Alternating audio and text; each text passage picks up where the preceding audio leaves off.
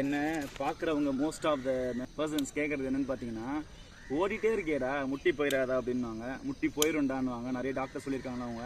Actually அது ஒரு Mithu. Fact என்னென்னு பார்த்தீங்கன்னா, நம்ம ஓட ஓட ஓட நம்ம ரன்னிங்கிறது வந்து ஒரு ஃபுல் பாடி ஒர்க் அவுட்டு. கைக்கு தான் இருக்கும், காலுக்கு தான் வந்து ஒர்க் ஆகும் அப்படின்றதுக்கு full body work out. So நம்ம கையிலேருந்து கால்லேருந்து ஷோல்டர்லேருந்து எல்லாமே வந்து நல்லா மசில்லாம் வந்து இறுகி நல்லா ஸ்ட்ரென்த் ஆகும். பட் ரன்னிங் பண்ணுறதுக்கு மெயினாக என்னென்னு பார்த்தீங்கன்னா ஸ்ட்ரென்த் ட்ரைனிங் பண்ணணும். நீங்கள் வீக்லி ஒரு 4 days ரன் பண்ணுறீங்களா, அதில் வந்து அட்லீஸ்ட் 1 day 2 days பண்ணிங்கன்னா நல்லது. அட்லீஸ்ட் 1 day ஸ்ட்ரென்த் ட்ரைனிங் பண்ணணும். ஸ்ட்ரென்த் ட்ரைனிங்கில் என்ன வரும்னா, அதுவும் நம்ம full body work out running ஏற்ற மாதிரி பண்ணிக்கலாம். வீட்லேயே பண்ணிக்கலாம். ஜிம் போகணும்னு அவசியம் இல்லை. ஸ்குவாட்ஸு, லஞ்சஸ்ஸு, புஷ்அப்ஸு, நிறைய ஒர்க் அவுட்ஸ் இருக்குது. யூடியூப்பில் போட்டிங்கனாலே வரும். பிளாங்க்கு, சைட் பிளாங்க்கு, பேர்ட் டாகு, டெட் பக்கு, அப்புறமா ஸ்ட்ரெச்சிங்கு. நீங்கள் ரன் பண்ணலனாலுமே வீக்லி ஒரு ரெக்கவரி டே இருக்கும்ல, அந்த ரெக்கவரி டேயில் வந்து நீங்கள் ஸ்ட்ரெச்சிங் மட்டும் பண்ணிக்கலாம். ஸோ அதனால் இது வந்து ஒரு மித்து. அப்படிலாம் பெருசாக எதுவும் ப்ரூவ் ஆகலை. அந்தமாதிரி ரோட் ரன்னிங்கில் பண்ணாலும் அப்படி ஆகுமான்னு கேட்டிங்கன்னா, உங்களுக்கு அது கரெக்டான ஷூ, கரெக்டான புஷிங் இருக்கணும், கரெக்டாக லேண்ட் பண்ணணும். இல்லைனா இன்ஜுரி தான் வரும்.